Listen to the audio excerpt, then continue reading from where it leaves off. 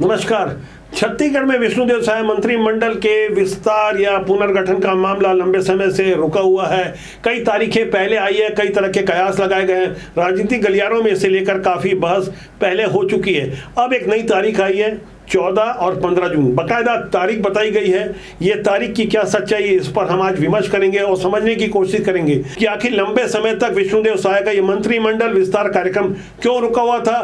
फिलहाल 2 मंत्रियों के पद खाली हैं। चर्चा इस बात की है 2 मंत्रियों को हटाया जाएगा और 4 नए चेहरों को शामिल किया जाएगा। जो नाम लंबे समय से चले आ रहे हैं, अमर अग्रवाल और गजेंद्र यादव, इन नामों को लेकर कोई संशय नहीं है, लेकिन कुछ पुराने चेहरे अपना नाम मीडिया के माध्यम से और दूसरे माध्यम से चला रहे हैं, उनकी भी चर्चा शुरू हो गई है। यदि हम क्षेत्रीयता के लिहाज से चर्चा करें तो सरगुजा संभाग से खुद मुख्यमंत्री को मिलाकर 4 मंत्री हैं। बिलासपुर में 3 हैं, दुर्ग संभाग में 2, बस्तर में 1 और रायपुर में 1। इसलिए क्षेत्रीय संतुलन के लिहाज से स्वाभाविक रूप से बस्तर से 1 और मंत्री हो सकता है। बस्तर के अलावा रायपुर से भी 1 मंत्री है। बृजमोहन अग्रवाल के सांसद बनने के बाद फिलहाल टंकराम वर्मा ही रायपुर संभाग से 1 मंत्री हैं। इसलिए जोर आजमाइश इस बात की हो रही है, खासकर राजधानी रायपुर से 1 और मंत्री लिया जाए। जहां पहले बृजमोहन अग्रवाल को शामिल किया गया था, उसके बाद एक स्वाभाविक सा नाम आता है। 15 साल मंत्री रहे डॉक्टर रमन सिंह के द्वितीय पुत्र कहलाने वाले राजेश मूणत। इनके अलावा एक अप्रत्याशित सा नाम था पुरंदर मिश्रा।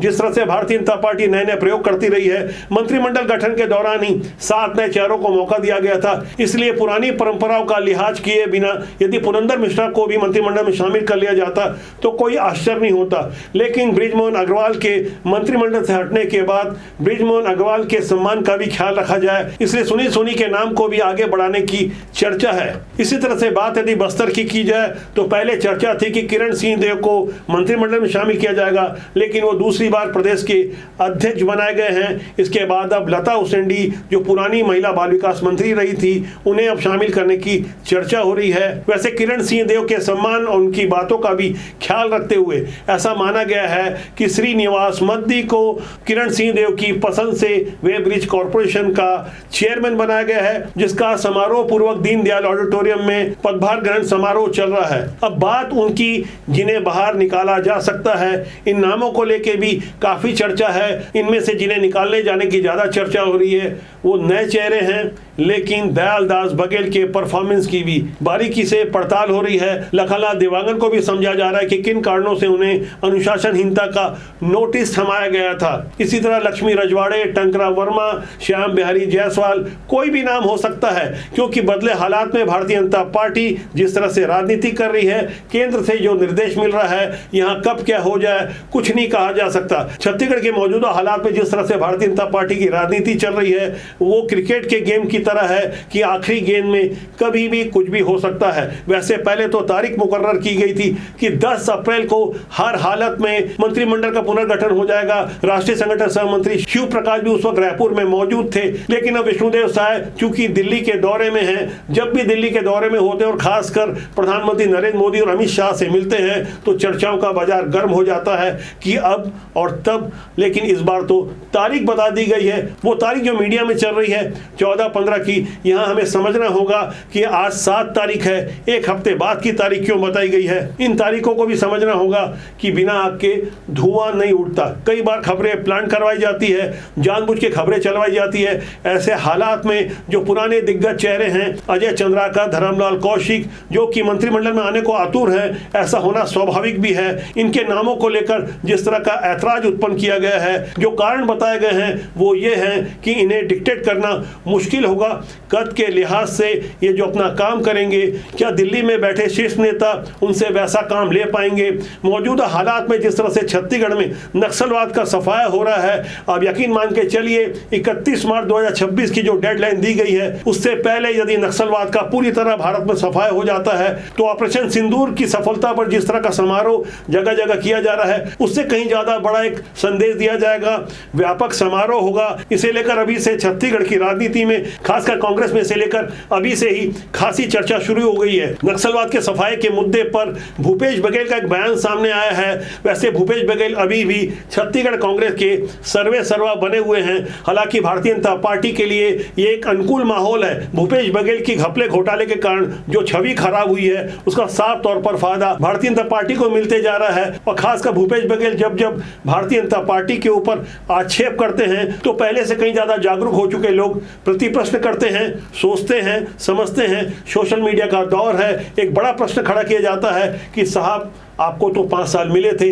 आपने क्या किया। फिलहाल नक्सलवाद के मुद्दे पर भूपेश बघेल ने जो कहा उनके एक एक शब्द पर गौर करें। साथ ही नेता प्रतिपक्ष चरणदास मंद जो उन्हीं की पार्टी के कद्दावर हैं, भूपेश बघेल की विपरीत धुरी के माने जाते हैं, उन्होंने भी कुछ पलटवार कर दिया है। इन दोनों ही कांग्रेस के बड़े नेताओं की बातों पर आप गौर करें। जो आतंकवादी मिलता है, आतंकवाद का सबसे ज्यादा यदि नुकसान हुआ है तो कांग्रेस को हुआ है।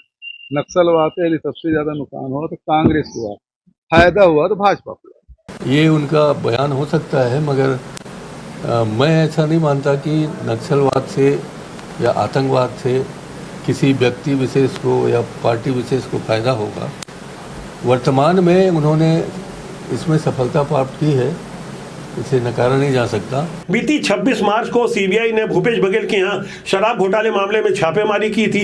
भूपेश बघेल और राहुल गांधी को खासकर सीबीआई से खासा परहेज है, लेकिन नेता प्रतिपक्ष चरणदास मंद भरी विधानसभा में भारतमाला परियोजना में जो भूमि घोटाला हुआ था उसकी सीबीआई जांच की मांग कर रहे हैं। एक बार नहीं, कई बार। यहाँ गौर करने वाली बात यह है कि भारतमाला परियोजना में भूमि घोटाला भूपेश बघेल के शासन में ही हुआ था और चरणदास मंद उन्हीं बातों को रख रहे हैं जिसे भूपेश बघेल नापसंद करते हैं। राजनीति में सारी बातें खुलकर नहीं कही जाती, लेकिन चरणदास मंद की वो भाव भंगिमा और बॉडी लैंग्वेज आपने देखा होगा कि किस तरह से भारतीय जनता पार्टी के समर्थन में साफ तौर पर कह रहे हैं कि नक्सलवाद के सफाए पर भारतीय जनता पार्टी को ही श्रेय मिलना चाहिए। हालांकि ये शब्द उनके नहीं थे, भाव तो यही थे।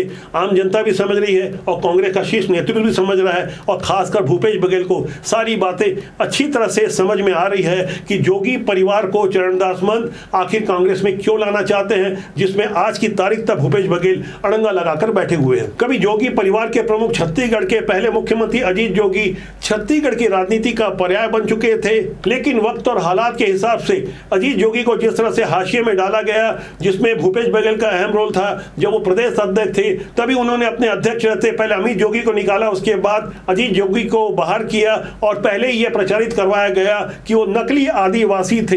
इसी नकली आदिवासी वाले मुद्दे पर अब कांग्रेस के एक पुराने नेता अरविंद नेताम का बयान सामने आया है। 2 बार केंद्र मंत्री रहे हैं, 4 बार सांसद रहे हैं। आरएसएस के सरसंघचालक मोहन भागवत की मौजूदगी में संघ कार्यालय नागपुर में कार्यकर्ता विकास वर्ग देती के समापन समारोह के दौरान मुख्य अतिथि के रूप में अरविंद नेताम ने साफ तौर पर कहा कि संघ ही ऐसी संस्था है जो हमारी मदद कर सकती है। बस्तर में धर्मांतरण को लेकर आदिवासी समाज और संघ दोनों को मिलकर काम करना चाहिए। तुझे प्रणाम। 1 2 3। नमस्ते सदा वत्सले मातृभूमे,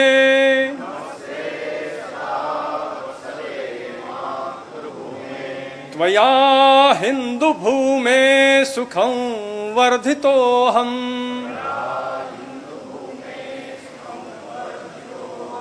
महामंगले पुण्य भूमे त्वदर्थे। एक जो संघ ने आंदोलन चलाया वो है डीलिस्टिंग का। पहले तो हम समाज के लोग इसमें सहमत नहीं थे, पर आपके राज्य इकाई ने हमको जब आपस में डिस्कस किए, चर्चा किए, तो राज्य इकाई ने हमको कन्विंस कराया, महसूस कराया कि डीलिस्टिंग जो धर्मांतरण को रोकने के लिए भी एक बहुत बड़ा हथियार हो सकता है। अरविंद नेताम इंदिरा गांधी और नरसिम्हा राव के मंत्रिमंडल का एक प्रमुख हिस्सा रह चुके हैं। खासकर बस्तर की आदिवासी राजनीति में उनकी एक अलग पहचान है। बस्तर में जिस तरह से भारतीय जनता पार्टी और आरएसएस की ओर से जमीनी स्तर पर अपनी पकड़ मजबूत की जा रही है, ऐसे माहौल में अरविंद नेताम का ये बयान काफी मायने रखता है। जिस वक्त अरविंद नेताम संघ मुख्यालय नागपुर में संघ प्रमुख मोहन भागवत की मौजूदगी में ये बातें कह रहे थे, तब आपने गौर किया होगा मंच में कुछ गहरी बातें लिखी हुई थी। पहली पंक्ति में लिखा था, विश्व मंच पर भारत का यश अनुगूंज सघन और दूसरी पंक्ति में लिखा था निश्चित होगा परिवर्तन। संघ के कार्यक्रम में निश्चित परिवर्तन की बात लिखी गई है। इसके गहरे मायने निकाले जा रहे हैं। गहराई से समझना होगा। डीलिस्टिंग के मुद्दे पर अरविंद नेताम का यह बयान काफी गहरा है। दरअसल बस्तर सहित वनांचल इलाकों में जिस तरह से मिशनरियां काम कर रही है, प्रलोभन और अंधविश्वास के जोर पर जिस तरह से व्यापक पैमाने पर राजनीतिक संरक्षण से धर्मांतरण करवाया गया, धर्मांतरित होने के बाद खासकर आदिवासी समुदाय जब धर्मांतरण कर लेता है तो ऐसा माना जाता है कि धर्मांतरण से ही राष्ट्रांतरण होता है। यदि आप ईसाई बन गए हैं तो आरक्षण का लाभ भला आपको क्यों मिले, क्योंकि आपने आदिवासियों की रीति नीति रीति रिवाज सब छोड़ दिए हैं। तो ऐसे में यदि आपकी मान्यता और विचारधारा बदल गई है तो आप आदिवासी रहे नहीं। यही है डीलिस्टिंग का मुद्दा। इस मुद्दे पर राष्ट्रीय स्तर पर संघ की ओर से अपनी पहल की जाती रही है। इसके लिए बाकायदा जनजाति सुरक्षा मंच बनाया गया था। भोजराज नाग एक बड़ा चेहरा है, कांकेर से वर्तमान में भारतीय जनता पार्टी के सांसद हैं। जनजाति सुरक्षा मंच के माध्यम से उन्होंने जमीनी स्तर पर व्यापक लड़ाई लड़ी। लगातार आक्रामक तेवर के साथ वो मिशनरियों का मुकाबला करते रहे। बस्तर में धर्मांतरण के काम में लगी हुई मिशनरियों को विदेशी ताकतों के अलावा नक्सलियों का खुला समर्थन मिलता रहा है। भूपेश बघेल की जब सरकार थी तो सुकमा के एसपी ने साफ तौर पर एक पत्र जारी करते हुए अपने मातहत अधिकारियों को बताया था कि किस तरह से धर्मांतरण हो रहा है और यही धर्मांतरण देश के लिए बहुत खतरनाक है। इसी मुद्दे पर भोजराज नाग के बयान को आप सुने, जो कि कांकेर से भाजपा के सांसद हैं। वाले समय में हम सरकार से भी मांग करेंगे, ये 5वीं अनुसूची का क्षेत्र है, यहाँ पे ग्राम सभा को सबसे बड़ा अधिकार है। जिस प्रकार से विधायक विधानसभा में वहाँ पे कानून बना देता है, विधेयक बनाता है, सांसद लोकसभा में बनाता है, उसी प्रकार से गांव में रहने वाले लोग ग्राम सभा के माध्यम से वहाँ के धार्मिक सांस्कृतिक देवी देवता के रक्षा के लिए कटिबद्ध है।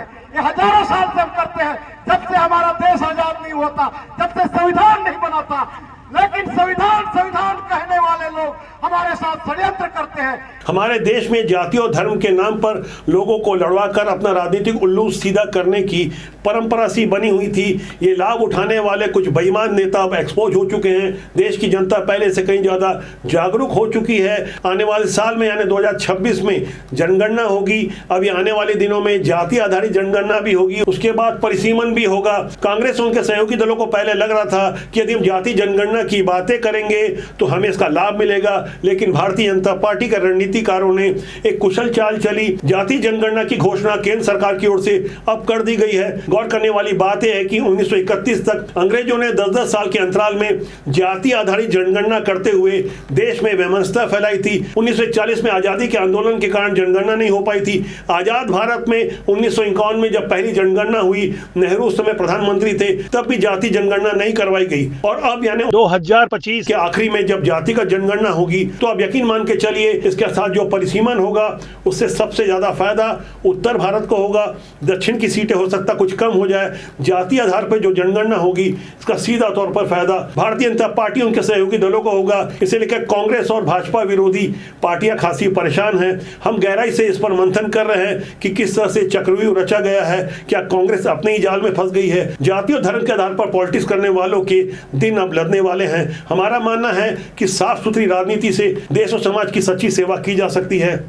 राजनीति बुरी नहीं होती, उसमें काम करने लोग अच्छे बुरे होते हैं। इससे अच्छे लोगों को राजनीति में आना चाहिए। आज के इनके लिए मेरा आपसे आग्रह है कि चैनल को देखें, लाइक करें, शेयर करें, सब्सक्राइब करें। बहुत जल्दी मैं आपसे फिर मिलने वाला हूँ। नमस्कार।